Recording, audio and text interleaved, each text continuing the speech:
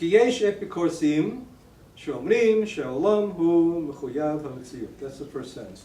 There are heretics, epikorsim from the Greek, people that seek after pleasure.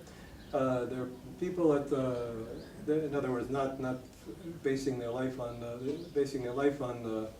material things rather than faith.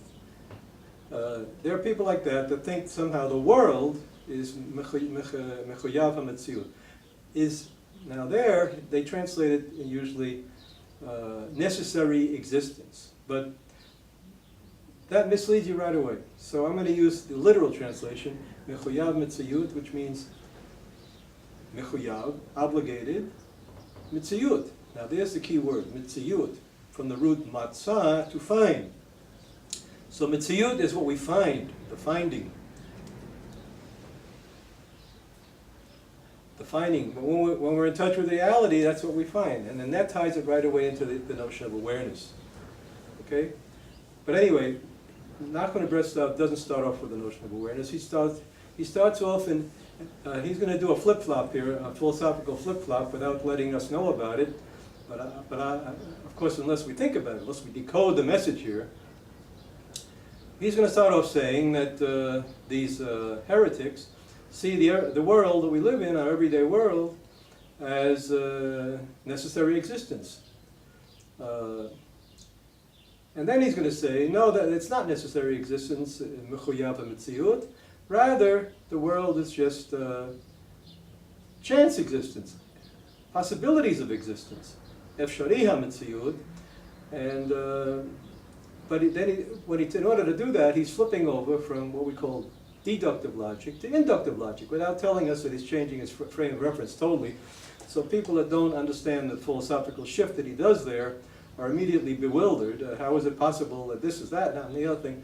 But if you simply understand what he's doing philosophically, and he tells you not to study philosophy, so you won't understand what he's doing, of course.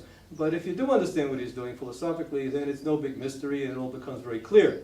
So now, but since most people do not study philosophy, you need some character like me to come along and decode it for you. So that's what I'm doing here. So again, he says, "Yesh bikorsim shomrim she'olam hu mechuyav hametziut. Ulefi datam hara'ah hameshubeshet nidneh lehem sheyesh al zeh ra'ayot umoftim chas v'shalom b'minhag ha'olam." So these epikorsim, these people that don't have faith, they find proofs for the fact that the real world, our everyday world, is the necessary, the way it's got to be. There's no other option. They find proofs from just looking at the ways of the world, minhag ha'olam, the customs of the world. In other words, our usual everyday habits. So judging for the fact, for example, if I'm a typical wage earner and I got to pay my rent and I got to feed the kids and I got to do this and all the other things, so that's my framework. And somebody comes along and says that's just illusions. I'm going to say, what are you, nuts, man? I got to pay my rent, I got to pay my bills, I got to do all this stuff. Okay, so people who think that way find the proof in simply everyday reality. I got to pay my bills. That's all. It's necessary. That's necessary reality. There ain't no other reality. Or at least if there is, well, maybe once a week I'll go to a synagogue or something, or I'll go meditate for a few minutes and I'll find some other reality a little bit. But basically the main reality is the logical, what we call philosophically deductive logic, cause and effect logic. That's on the left side of the tree of life. Starting off with one idea and breaking it down into all kinds of corollaries of that. I've covered this territory. I'm not going to repeat everything I said in other videos. I hope you know what I'm talking about. If you don't, do some homework and figure it out. But anyway, so we have deductive logic on the left side of the tree of life and inductive logic on the right side of the tree of life. Deductive logic is descent from the one idea to the many things in the world. And inductive logic is when we start off with the many awarenesses that we have, and they somehow come together into a oneness, an integration. And when we put the two together, we have the whole tree of life. We have the cycle. And the context here, again, I remind you, is one of the best ways it was spelled out very clearly in Jewish tradition was by Maimonides and his guide for the perplexed, the Morin Nebuchim, he said when that a prophet, in other words, what we would call today a normal, non-neurotic person, a prophet needs to experience the world in the way that the inspiration, whatever it is, the pure ideas come down from God, and they start off on the rational side of our life. Let's see, the left side, my left side, which would be this is your left side in the video. And first we use our wits and break everything down into categories. We deduce all our actions, what we got to do. We try to figure it out with our wits. Understanding, bina. But doesn't work. Sooner or later we get stuck in contradictions, impasses, we get all stuck. And so then the prophetic impulse or the new idea has to move to the side of intuition, the other side of the tree of life. And there it shifts from deductive logic to inductive logic, which is logic based on awareness. I'm aware of this, I'm aware of that, I'm aware of this. And then these awarenesses, these gestalts, ties in with Gestalt therapy theory, of course, start coming together. First I'm aware of a million different things in this room, and then gradually it comes together, and et cetera, until I get to the oneness again. And then we start down a cycle again. And each time we include the things we did in the last cycle, so it gets more and more encompassing. We move from the level of small gestalts that we call angels, and Maimonides calls angels, to the high level of big gestalts, more encompassing ideas, which you would call keruvim, since they're karov, they're karov, they're nearer to the oneness, to God, the archangels. So it's an endless cycle of spiral. I've covered this in many videos, so I won't repeat it too much. So it's a spiral, a snake, and that's the whole cycle, the dialectical philosophy. And it moves from thesis to antithesis to synthesis. So we start off with God, or we start off with one idea. We break it down into all of the many things. That's the antithesis of the oneness. So the thesis is the oneness. The antithesis is the manyness, the many different things that we struggle with in our life. And if we can either struggle with them as a big tangle of and deal with them as contradictions deductively, or we can deal with them in a freer way, inductively, as a million different awarenesses, and then there's all these, the many things start coming together again into the oneness that includes all the many things. So we have the thesis, which is the oneness, the antithesis, which is the manyness, either we look at it deductively or inductively, and then finally the integration of the oneness and the manyness, or God and the world, identity and difference, if you like Hegel's terminology. And so that's the whole cycle, and we do it each time on a higher and higher level. And that's the tree of life, or dialectical thinking in a concrete way, that concrete dialectical thinking. And if we go back to Greek philosophy, that's the demiurge, demos, people, ergos, work, does the work of the people. The same thing from Maimonides. Maimonides says angel, what's an angel? It's a force, what does the force, a force in nature that does the work of God. So all these things are related. The angels and the dialectical thinking, and it's one big dialectical approach. If you're into that stuff, if you're not into that stuff, then you've probably deleted me a long time ago, so bye-bye. But if you like dialectical thinking, which underlies most of the major philosophical and religious traditions of the world, fine, hang around. But if you don't, then go find some other solution to your problems. Just remind you that what Maimonides said when he incorporated Aristotle into Judaism, when he took the 26 principles into the Guide for Perplexed, that he used to, and now most of the, probably all the Hasidic traditions are building on that foundation. He said it's not that Aristotle knew more about God and Judaism than the Jews do, it's rather that he, Maimonides, in his search for truth, didn't find any better way of looking at things than the system that Aristotle came up with, and Aristotle got related it from Plato, and that whole Greek tradition of dialectical thinking, whether it came from the Greeks or from the Jews or from the who knows whatever tribe was the head tribe at the main chicken in the barnyard pecking order there in those days, whatever the source was. Maimonides was satisfied to use dialectical thinking, and I'm satisfied to use dialectical thinking, but if you're not satisfied to use dialectical thinking, go use some other kind of thinking. You know, maybe you could use, God knows what other kind of thinking you want to use, but at least I'll stick with this one. Okay, so there's a little bit of background. And again, so Nachman's going to make a distinction here in this essay between seeing the world, everyday world, as necessary, obligated finding, mechuyav ha-metziyut, obligated finding, what we contact, versus seeing the world as simply efshari ha-metziyut, that is a chance, efshari, possible finding. And Nachman's going to say that because when God created the world, He could have created this way, He could have created it that way, He could have started with this, He could have started with that, but so at the beginning, the world is simply chance. And then he's going to go on to say, on the other hand, paradoxically, once God created the world, in other words, He created all the souls of Israel, which He calls the world,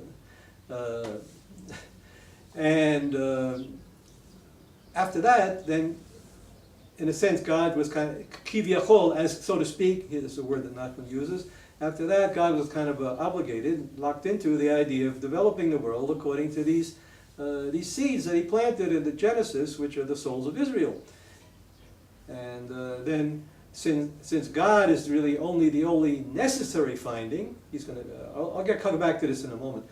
Since God is a necessary finding, what we really find, according to Nachman, when we really do enough finding, enough contacting of reality, since that's God, then everything that God created, when it starts unfolding, becomes part of that obligated finding that God set up, and until everything goes back to God.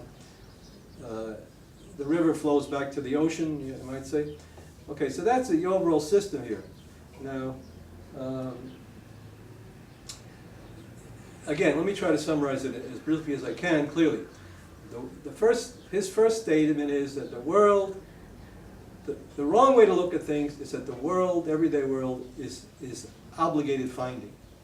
Go out, look out there, and think about my life, and if I just see it in terms of cause and effect thinking, as this has to be that way, everything, then it all becomes necessary, and we're locked into that. That's the matrix of everyday life.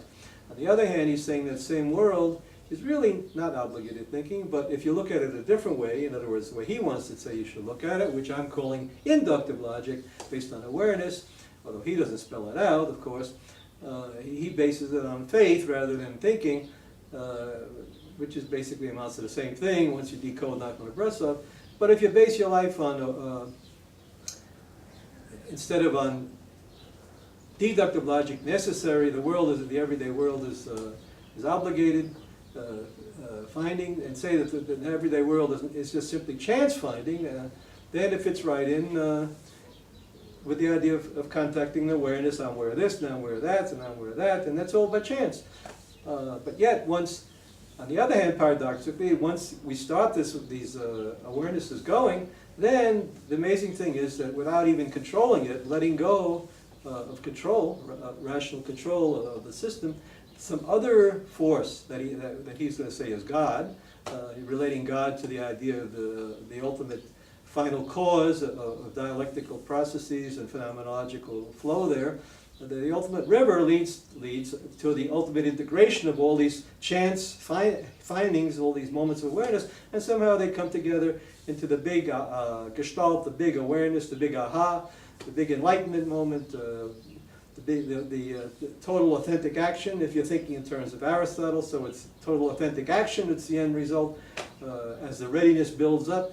And if you think in terms of Plato, it's the ultimate moment of enlightenment that builds up.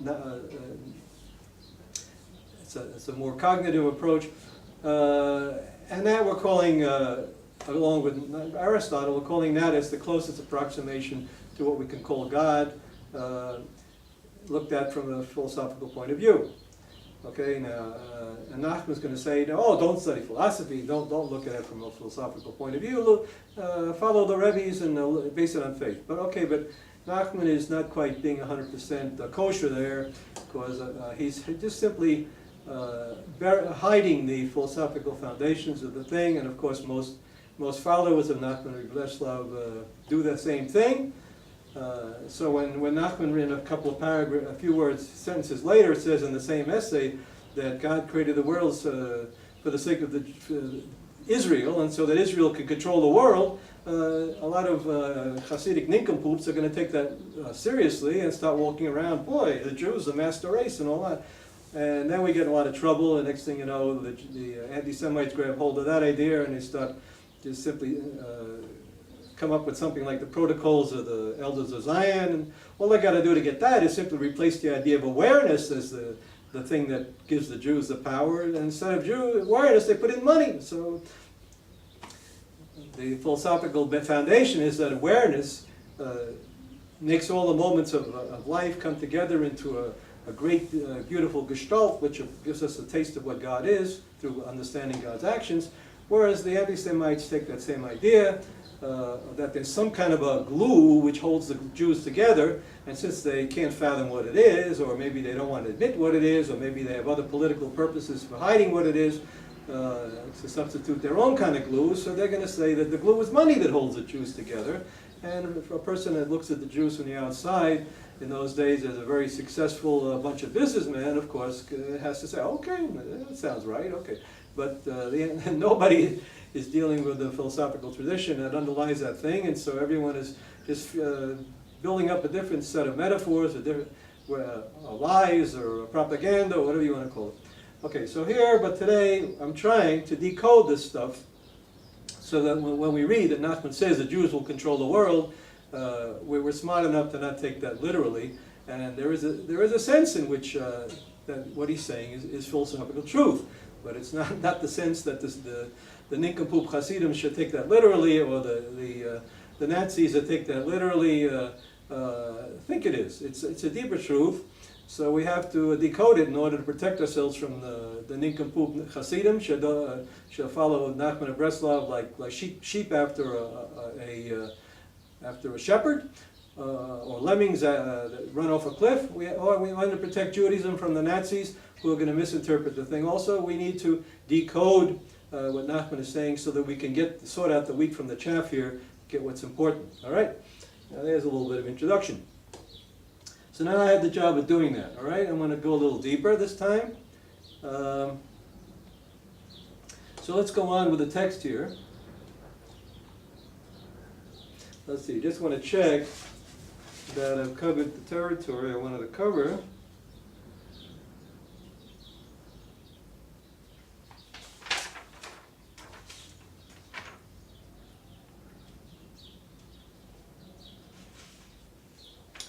Okay, let's go on. Next sentence is, a little further down, he says, Ata shekavar netzlu v'nimshechu. I hope you're going to take the trouble to either read the original here, but I'm not going to say the whole text here, or at least read the English translation here. Whoops, in this book here that the Breslav Institute, even though there are a lot of superficial understandings that unfortunately feed into the need for Hasidim to be lemmings and to follow Nachman of Breslav like sheep. This is a very good way to start off because it gives you quickly an overview of the story, and then you have to go back and fill in the correction, correct the mistakes, which is what I'm doing now. Okay. All right. So now let's take this sentence here. A little further down, we get the sentence Ata shekavar. I'm using the original. Ata shekavar netzlu ונמשכו נשמות ישראל, עתה בוודאי העולם הוא בחינת מחויב המציאות. כי כל העולם ומלואו, הכל לא נברא אלא בשביל ישראל, כידוע וישראל מושלים בעולם. Okay, there's that sentence that Israel controls the world and the world was just created for Israel. So now we need to decode a couple of words here that lead to the confusion, all right? And as usual, Nachman doesn't bother, like I'm doing here. I give you my sources, but Nachman doesn't do that. He's playing the role of a guru, so he doesn't have to bother with sources. He just goes on and just says whatever he wants, and the disciples write it down, and that's the end of that.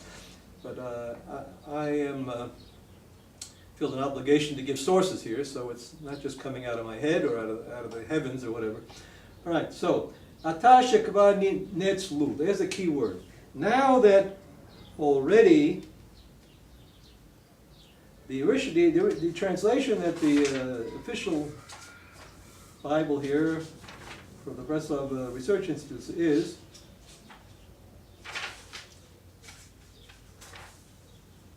what they say is, now the world is certain.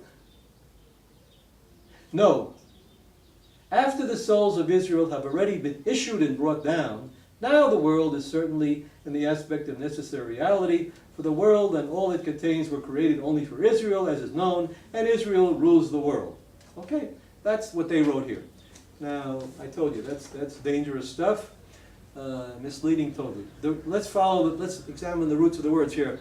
Now, we know that Nachman of Breslav was a master of the dictionary. He had in front of him, or in his head, you know, from childhood, he learned the roots and the roots and the roots of the roots and the roots of the roots and the roots and all the associations, and he loved to play with words and substitute letters and all kinds of gematria and all that stuff, which I don't play those games. I try to deal with ideas. So watch what he does. Watch the literal meaning here. Watch how this unfolds here. Well, so that ata shekva netzlu nishmot. I made a mistake. Ata shekva netzlu, that's the key word. Netzlu v'nimshechu nishmot Yisrael. Now that already, and there's that mystery word, netzlu, and drawn forth, nishmot is the souls, neshama, the souls of Israel. Now, two words, these key words, netzlu and Israel. First of all, maybe deal with Israel first. When he says Israel, he's talking about people that use phenomenological thinking like he does. Very simple. People that got the right answers are Israel, the Jews. People that got the wrong answers are the non-Israelites, the Egyptians, or whoever happens to be the goyim that he's focusing on at the time. And of course other people, other rabbis, and in any religion there's always that need to make yourself look good and put the other guy down. And dialectical thinking, which is always based on opposites, unfortunately lends itself to those kind of invidious comparisons where you disparage, you belittle the opposite side. So that's what he's doing here. Whether it's political reasons or philosophical reasons, it doesn't matter. That's literally what he's doing here. So let me translate this into, since we know that by Israel he's talking about phenomenology, that is, or inductive logic, that is a logic based on awareness. Going back to the 14th century, Francis Bacon, and who pointed out that this kind of thinking, inductive thinking, is just as scientific, even more scientific than deductive logic, although you need both of them. For example of inductive logic, I've presented this many times in other essays, but I'll just say it again here. For example, if you're a scientist and you see, in your microscope, you see 50,000 things crawling around there, and they all happen to have 5 legs, all right? So then you decide these are the 5-legged bugs, and you give them the label 5-legged bugs, even though they're all different colors, different sizes, all different shapes, but they have one thing in common, so you grasp the whole idea of these bugs, they pick out what's in common, and you encompass all 50,000 bugs in one label. So you're going from, and the label is 5-legged bugs. So you're going from the concrete awareness moment, 50,000 moments, 50,000 little gestalts, and you're integrating that into a higher level of gestalt that you're going to label 5-legged bugs. All right. Kabbalistically, you have the principle that the higher idea is hidden in the lower idea. So, in the fact that there are 50,000 bugs and they all happen to have these 5 legs, is hidden the higher idea that these are 5-legged bugs. That idea is hidden there. But our inductive logic, our gestalt process that works automatically through our autonomic nervous system, you might say, through the river awareness, does that for us, and we integrate things all the time. We're always integrating things, unless, of course, we're autistic and schizophrenic, and we don't know how to do that very well. We're threatened by the higher levels of integration. Okay, so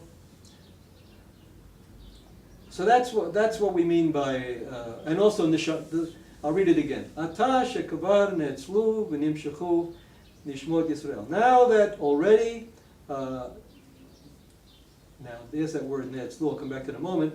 V'nimshechu nishmot Yisrael. The word soul here is again moments of awareness. Every moment of awareness is a soul. A gestalt is a soul, because it has the potential that I could identify with it, and then it becomes the center of life. For example, if I say I'm aware of this chair over there that has a clock on it, then I see a chair, a brown chair, and I see a red clock, and I see a hand that's going this way that tells me I have so many minutes left before the end of this tape. Okay, that's my awareness. And if I identify, become that chair, I am this chair, and inside of me is this time bomb that's telling you you have half an hour. I have a time bomb loaded with stuff, and I'm going to explode. And if I identify with the idea as Franklin, I am this time bomb that's exploding here, then I get, oh boy, I'm exploding with information. I'm ready to enlighten the world here. I get off on this trip of being some kind of a Rebbe of the avant-garde or something, and I could give myself, oh, Franklin, you're a time bomb loaded with information. Everybody's just waiting to hear you. I get into that trip very easily, of course, and anyone, I guess, could get into the idea that he's a big shot, you know, vis-a-vis little shots. Okay, so that chair suddenly became had a soul. I identified with the chair, and I gave it a soul. And Nachman of Breslav says, a Jew has to find the idea in everything, and I just found the idea, my idea that I projected onto that chair, and I gave it a soul. And that's one of the basis processes of inductive logic. Inductive logic is based on, first of all, being aware of all the moments, and then second of all, giving the moments all souls and setting them up in a relationship, and then watching them all come together magically in a higher level of integration. That's what we do in gestalt therapy, the same process. And so here I did it with the chair. So I gave the chair a soul. So again, let's read that sentence again. Ata shekava netzlu v'nimshechu v'nishmot Yisrael. Once these souls of Israel appear, Ata v'adai ha'olam hu. Well, we got to deal with that word netzlu. That's the key word. The key word. Now, why does he say that they translated the souls are issued? You could say emanated. But that's not what the word says. The Nachman it was an expert in using words. What does he say? The souls, in other words, the gestalts, the moments of awareness, the idea and everything, they're already ne'etzlu. Let's at the word ne'etzlu. The root there is from the aleph samich lamed. Aleph samich lamed. The simplest way to relate to that word is etzel in Hebrew, which means near. Near. So when I'm aware of something, a figure emerges from the ground. For example, I picked out that chair with the clock on it. That figure emerged from all the possibilities here that by accident, simply looking at it. It moves, it comes closer to me. That figure emerges from the ground. It's ne'etzal. It is brought near from the root etzel, near. It's brought near to me automatically when I do this autonomic nervous system process of being aware of something. You know? For now I'm aware of, I see something that looks with it. It's got a line here, and it opens up like that, and it's colored brown, and I say, that's my awareness right now. That is what's brought near to me, and the rest becomes figure in the background. And I give it a label, guitar, it's a guitar. Okay, but first I started with awareness, something that goes up and down, and it opens out into it's kind of a circular form there with symmetrical, and I say, guitar. Okay, I did it in the order of phenomenological thinking there, awareness. I brought it near. It was brought near to me. The guitar now is near to me, and everything else is further away. You know, even though these music stands here are closer to me, It's like the soul of that guitar is much closer to me than the soul of this music stand was at that moment, because I brought it near. It was brought near to me. Ne'etzlo. Okay, so now let's read that sentence again. Ata shekava ne'etzlu nishmot v'nishmot. Ata shekava ne'etzlu, brought near, and now that already are brought near, v'nimshechu, and pulled. Limshoch is to pull. Moshech, I pull something. Nishmot Yisrael, Nishmot, the souls of Israel. In other words, all these moments of awareness that are being brought near. They're all been. So the idea is that God, when He created the world, He brought near to Himself. He took out all these billions from the infinite number of possibilities. He took out the things that He decided to create. He decided to create four-legged bears, but He didn't decide to create five-legged bears. Okay? So He brought near to Himself, or somehow through His imagination, or maybe He saw one, I don't know what, but the idea of four-legged bears, and put that became Ne'etzlav. That was brought near to the original creator, and the idea of five-legged bears was not near. That's further away. And that's what He created, four-legged bears. And once He created four-legged bears, of course, then He's got to create the whole life cycle, metabolism, or He's got to find something for those bears to eat. He's got to create a whole world around the bears. If otherwise, why no sense of creating bears if you're not going to keep them alive, sustain them moment by moment, etc., etc. So that's the idea of, and Israel is again all these awareness moments that are created. So God created Israel. He created all these moments of awareness because God works inductively when He creates. That's what Nachman of Breslav is saying here. And if we want to be godly, we want to do the same thing. We want to use phenomenological thinking, awareness-based thinking, rather than getting stuck in the matrix of everyday logic. Okay, now the whole idea is becoming more clear. So I'll now read that sense again, and now I think it should be clear. Ata shekava ne'etzlu v'nimshechu nishmot Yisrael. Now that already are brought near and pulled forth the souls of Israel, all these moments that God creates or that we create when we're in action. Ata b'vadai ha'olam hu b'bchinat mechuyav ha'metziut. Now, certainly, the world is in the it must be seen from the aspect of b'chinat mechuyav ha'metziut. Now that the world's already, these things are already created, we already have four-legged bears. The world needs to be seen as mechuyav ha'metziut, obligated finding. But so now that the awareness process has created the four-legged bears and all the other things that are in the world, now that in some sense the process again is obligatory, but it's not based on cause and effect logic, which says I got to pay the rent, therefore I see this person as a person I can swindle out of money, or I got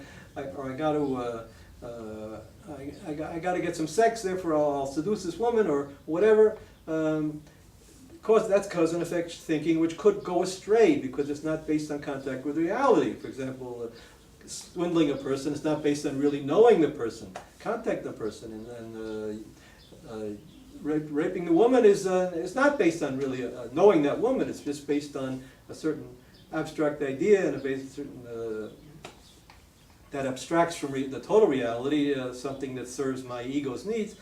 Okay. But this obligation of the world, mechayav ha'metziut, that based on awareness of all these millions of awareness moments coming together, is the river, the phenomenological river that leads to the great ocean, which is, again, according to Aristotle and Maimonides and others who buy into the dialectical thinking, the closest approximation we can get to God if we want to look at God from a rational point of view in some way and try to make sense out of it. Of course, Nachman's going to go on and say, don't think philosophy, go ahead and do it all with faith. Well, but then if you look what he says, and do it with prayer. But if you dissect what he says by prayer and faith, you're going to find he basically means the same thing, because by prayer, he means, like in the famous sentence, he says, pray, study, pray. Pray twice, study once. In other words, induction twice, deduction once. And that's the formula that Maimonides gives us. To be prophets or normal human beings, we need to rely more on the right side of intuition and less on the side of rational thinking, the left side of the tree of life, but we need to integrate the two of them with an emphasis on the side of inductive logic. And that's what Nachman means by praying. And the person, the ideal Yaakov, he always keeps citing Yaakov as the synthesis between the right and the left, between the left and the right side. So the right side is Abraham, the side of awareness. The left side is Isaac, the side of rational thinking, deduction. And then Yaakov is the integration, the middle way between deduction and induction. Okay, so, and that's what he means by prayer. To be like Yaakov, to be Israel. Israel, again, is a metaphor that stands for the normal, sane person that has the proper balance between induction and deduction. And so when he says, in other words, now that there are a sane person who listens to me now, who is capable of balancing the two sides of his personality, his reason and his emotions and intuition. Once we have a person like this, the awareness moments that reality that person experiences based on a proper integration and the proper balance is becomes a new kind of necessity, becomes a new kind of thing that has to happen. Because a person like that's balanced will necessarily flow with the river of phenomenological experience and see where it goes. It's a kind of a faith, and it's based on faith. Faith that somehow or other it'll lead to something, and with the proper balance. Because when a person is in that state, he's maximizing all the contact with the reality of the situation he's in. With his senses, with his body awareness, with his fantasies, and this person is totally involved in reality situation, and he gets to what they call hamakom, the place. To be totally in the place is another name for God, which is the idea of being totally in the situation, your place, the place of God. And we're going to get to that in a second. That's here also in the same essay. All right. Let's see, how am I doing on the clock there? I got about another 15 minutes on this tape. All right. So then he goes on, when he says now that v'nivra hakol lo nivra ela bishvil Yisrael. Everything was not created except for Israel, which is known, kayadua, v'Yisrael moshlin ba'olam. Now here's our key sentence. Israel controls the world. Of course, in this sense, when you understand it properly, that a properly balanced middle way person who's in touch with the reality, total reality situation in his life and relationships with all other people and everything, a person like this, and who's flowing along with this river of awareness and at the same time integrating his rational mind in the process, this person controls his world. His world, not the whole world, but that person's world is in control of his life. He's taking responsibility for his life. Taking responsibility. And the key word there is gestalt therapy. We say responsibility is the ability to respond, the ability to be in touch with all the realities of the situation and to react and to act in that total world of world of contact with reality. That's the hamakom, that's the place, that's the place of God, the place of total reality, whatever you want to call it. So in that sense, a person that is this way controls his world. He controls the world, his world. And if other people, for example, now if we generalize the idea to Israel, to some ideal community, you might, with gestalt therapy, with what Fritz Perls used to call a gestalt commune, or some kind of, ideal hippie village or something, whatever, where they would try to embody the age of Aquarius and some kind of idea like this. or some kind of idealistic Hasidic community that actually could understand what the Nachman of Breslav is talking about, a group of people like this, if everyone is also in a healthy person, not neurotic, not blocking out half of his reality with all kinds of inhibitions and ego defenses and games and all that. If you have a community of people like this, then this people will control their world. If somebody comes along, a phony person that's just an exploiter and tries to, for example, to sell somebody in that community a used car that's obviously a wreck, people that in that community will come see with their eyes and listen to that person with that person's voice and see that this person is not authentic in his speaking, and see the person realize the person is phony, and see that the car doesn't work, and use their intelligence to see that the car doesn't work. So these people will defend themselves against some charlatan that comes along, and likewise if you have a community of people based in reality, there comes along some dictator to sell them a used car and to say, Israel's a master world, go let's kill all the Arabs, go let's do this, go let's do that.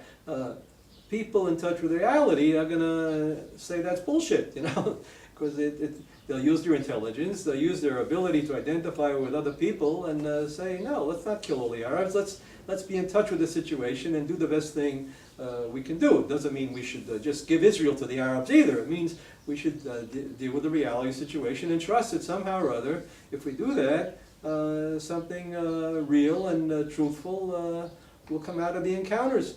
And that's all we can do. And then we call that faith. But you don't have to call it faith. You can call it simply being in touch with reality, or whatever you want to call it. Okay, so if you're not religious and you don't like talking about faith, so talk about reality. And then that famous sentence that some psychiatrist wrote, and I found it one day on the internet. He said, if you don't deal with the reality of the situation, then the reality of the situation will deal with you. So if you have a community based on phoniness, or an individual based on phoniness, games, a neurotic person, a psychotic person, sooner or later that person is going to be not strong enough to cope with a world that is in somehow or other more real than he is, and that person will somehow or other suffer. And the suffering will convince the person that it's not worth it to continue on that path of non-reality, and maybe the person will in the end pay a high price and suffer for that. It doesn't mean the person won't get away with a lot of evil before that happens. Hitler got pretty far, but the hope is in this kind of idealistic philosophy here, and is that ultimately the good will prevail. That goes back how many thousands of years, that kind of optimism. But that's when you look as the good in the sense of total reality will prevail. And anyone that tries to set himself up against reality is a fool. Okay, so we don't want to read Nachman of Breslav as saying that Israel Moshlim Ba'olam, as saying that Israel, as a bunch of maniacs, is going to control the world according to the protocol of the elders of Zion. No, Israel as the community of sane, well-balanced people in touch with reality, which could include everybody in the world. Maybe it doesn't include anybody, because I saw this movie about Lot in Sodom and Gomorrah, and God says to Lot, Lot says to God, if I could find 10 people, you won't destroy the city, and okay, 50 people, 40 people, even 10 people, to find 10 people that are good, but Lot couldn't even find 10 people in that city, those cities that were based in reality. They were all, according to the Torah mythology here, and I wasn't there back in those days, but according to the story in the Bible, since there wasn't even one person in that community except for Lot and maybe all the Jews, of course, that's wishful thinking, but of course he's assuming all the Jews were totally grounded in reality, so they qualify for the label Israel. So these people get saved, and of course, God or the forces of nature, whatever, or the earthquake or the sandstorm, whatever you want to say, will destroy all people that are not grounded in reality. So the reality will deal with them since they didn't deal with the reality. Okay, there's a homely example of the same idea. All right, so much for the idea that Israel will control the world as the master race. It's if you take it literally, it's pure dangerous bullshit, and if you take it phenomenologically speaking, then it's absolute. It's a very clear way of summarizing phenomenological thinking here, inductive logic. Dialectical thinking has the proper balance between the left and the right side, the middle way, you know, what they call active passivity, passive activity, all kinds of ways of thinking about it. The synthesis, dialectical synthesis, God and the world and God, identity and difference, all different ways of thinking about this proper balance. Nachman calls it Yaakov, from the middle pillar. Okay, that is what will control the world, and not non-reality. All right. Okay, we got this far. Gotta watch the clock here. Looks like this is going to take more than one tape. It's going to probably take 2 hours. All right, that's the way it is. Now let's go on the next key sentence here. So let me just check that I covered all I want to cover here.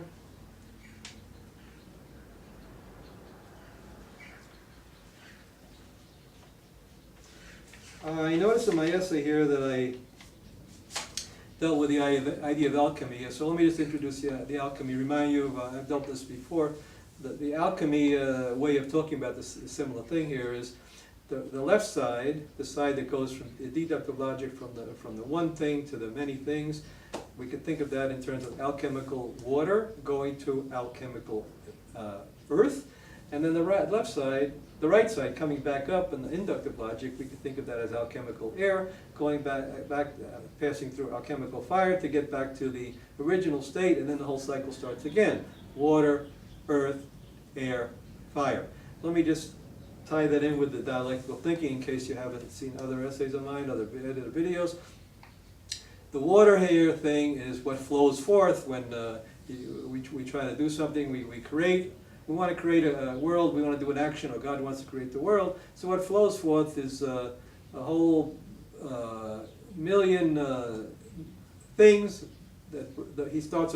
We start off with one idea, one action, and it breaks up into all the things that are included in the idea of that action. That's what Aristotle calls actuality is prior to potentiality. Or in Genesis, the first moment of reality right away includes all the rest of the 6 days, and that God's going to work out in the 6 days. The seeds are all there in the beginning, and their potential needs to be realized during the 6 days of creation, and then on the Sabbath, which is the final synthesis. So we have the oneness at the beginning, the one idea of creation or action. That's the thesis. Then the antithesis, the many different things, the seeds realizing their potential. That's the antithesis, the many things. And then finally the Shabbat, when the oneness, everything returns to the oneness, we get the oneness and the many, God and the world, etc. So we have that thing here, the same thing in the alchemical symbolism would be, the water is the idea that everything flows forth at the beginning, the first moment of creation, the 6 days, and then finally alchemical earth is the moment when it gets to be too much of all this deduction, too many opposites and conflicting with each other, and everything gets caught up in a knot of forces of nature. I think Hobbes called it the state of nature or something like that. Too much differentiation, too much ramification of the first idea, so we get a clod. Everything is a chunk of conflicting forces. That's the idea of alchemical earth. Everything's frozen. So that's the left side of the tree of life, and then finally then we need to then it comes along the right side, which is inductive logic. And so first of all, into that cloud of if I'm stuck here in my impossible conflicts here, so I go inside in gestalt therapy and find a void, kala panui, to tzimtzum, contract, negate my ego, and that void that I find, that I create there by doing that, where I negate all the negations of the one without a second, that void is the air, the empty space, avir, ether, And into that space now will come the new idea, which is the fire, which is going to burn up the two sides that I'm stuck in, all the impossible contradictions, and bring them back to the oneness. That's the negates, the negations, and the negations. So we have the four stages. We have alchemical water, earth, air, which is tzimtzum, negation of the negations, and then fire, the new idea that burns everything up and brings it back to the new level. But even though everything's burnt up, it's still included in the final synthesis. That's the identity and difference. So the next cycle includes everything that happened in the previous cycle and all that stuff. So that's the cycle of, that's talking about the same thing here in alchemical terms. And I needed that to get to the next sentence here, so that's why I brought it in. I don't know if I have enough time on this tape to deal with the next sentence. So next sentence is, Ach techef kishen nit ratza hakadosh baruch hu latzil nishmot Yisrael. Immediately, when God, Latzil, brought near the souls of Israel, in other words, created those initial moments of awareness, Azai, or discovered accidentally or by chance or whatever, or chose these things, Azai haya kol olam bibchinat mechuyav hametziut. So then, once all that happened, then once this initial moment of awareness happens, we're in touch with all the realities of the situation, and we make a decision to act, or God makes a decision based on all this total awareness to make an action, a creation. Once that happens, then all these moments of reality this decision was of awareness that everything was based on are already starting to be part of this process of things coming together in higher level gestalts and higher level gestalts and more cycles of the dialectic, Jacob's ladder leading back to the oneness. So that follows this inexorable, you might say, logic of the river flowing to the ocean. Okay, and in that sense, it's obligated because God, who is the final cause, the magnet pulling that whole process of phenomenology towards the oneness, is what's necessary here. What's necessary finding. That's what we discover when we surrender our ego trips and go into the phenomenological thing and find the proper balance. Then we surrender to be suffering the realities of the situation, to being totally alive in the situation. And so that's what Nachman says. V'ach techev shenit ratza hakadosh baruch hu latzil nishmot Yisrael. Immediately, techev, immediately God begins to create, or we begin to create a moment of action in our life, right away, all of those things that we bring forth, latzil nishmot Yisrael, all of those living souls that we bring forth in our moment of total awareness there, that moment of choice and action, existential choice and action, they immediately become part of a higher logic, which is the encompassing logic of the whole dialectic, the proper balance between the left and the right, and that's what pulls the whole thing forward. And that's what Maimonides recommends, that we have faith in that. Since even though we don't know that it's God, at least it's a close approximation to God that we can get to by knowing how God acts. If we want to act like God does, then we'll be, it's Tzelem Elokim, we'll be made in the image of God, or we'll be making ourselves in the image of God.